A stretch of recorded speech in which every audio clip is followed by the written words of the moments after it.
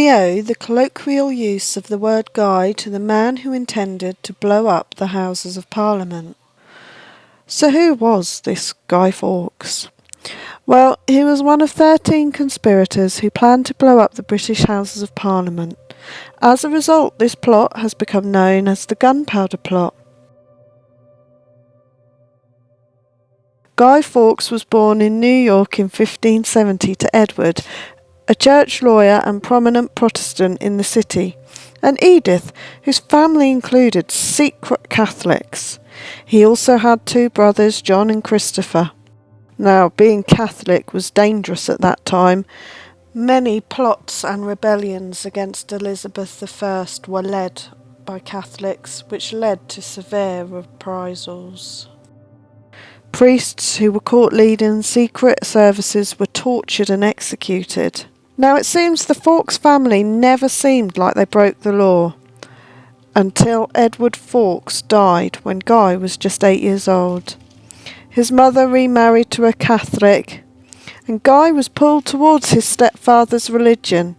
Even though he was aware of the risks, he converted to Catholicism. At the age of 21, the passionate young man left for Europe to fight for the Catholic Spain against Protestant Dutch reformers in the 8 Years' War. Guy Fawkes' future took a turn for the worse when he met Englishman Thomas Winter in Spain. Winter was looking for allies to join a group of Catholic conspirators in England, led by his cousin Robert Catesby. Devout Fawkes was a perfect match, brave and skilled. The 2 men returned to England in 1604, where James I had taken the throne the previous year. Catesby's grand plan was to blow up Parliament during the state opening on the 5th of November, taking out James I, the Queen and his heir all in one foul swoop. In the disguise of John Johnson, Fawkes collected, placed and supervised the explosives until they detonated. However, before the bombs were detonated, Guy Fawkes was discovered in the cellar of the Parliament building by Sir Thomas Knivet, Justice of the Peace. This was on the eve of the General Parliamentary Session scheduled for November the 5th in 1605, and a thorough search of the premises was conducted after Fawkes was detained. In the cellar they found nearly 2 tons of gunpowder. During his interrogation, Fawkes revealed he was a participant in the Catholic plot organised by Robert Catesby to annihilate the Protestant government of England, including James I. He was scheduled to attend Parliament on the 5th of November. In spite of being regarded as a key figure, some describe Guy Fawkes as a small cog in the wheel.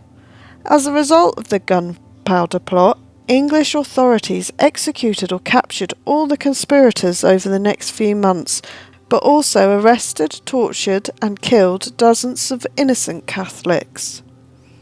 Fawkes was imprisoned and tortured at the Tower of London.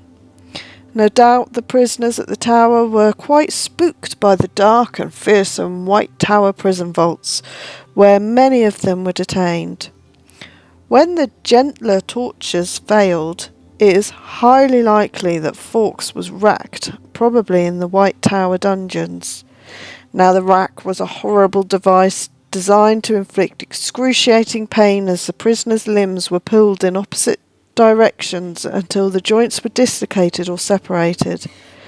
But it was probably nothing compared to the pain Fawkes experienced when he watched the sequel to The Phantom Menace. At the time, the monarch or Privy Council had to authorise any form of torture. James I himself wrote the royal warrant.